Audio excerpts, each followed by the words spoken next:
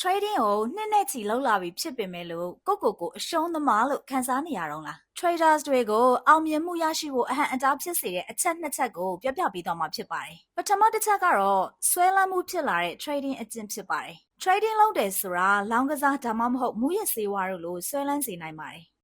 တချို့လူတွေကစိတ်လှုပ်ရှားမှုတက်အတွက် trade တဲ့သူတွေလည်းရှိပါတယ်ဒီမှာတော့ရလက်ကမကောင်းနိုင်ပါဘူး trading ကနေအမြတ်ရအောင်လုပ်နိုင်တဲ့သူတွေဟာမှန်ကန်တဲ့အချိန်ကိုစိတ်ရှည်စွာစောင့်ဆိုင်းနိုင်တဲ့သူတွေပဲဖြစ်ပါတယ်။နောက်ထပ်အကျင့်ဆိုတစ်ခုကတော့ revenge trading လို့ခေါ်တဲ့မတော်တရော trade လုပ်ခြင်းပဲဖြစ်ပါတယ်။ဒီလိုလူတွေကသူတို့ခံမှန်းထားတဲ့အတိုင်းဈေးကွက်ကမသွားတဲ့အချိန်မှာစိတ်ပြတ်လာပါတယ်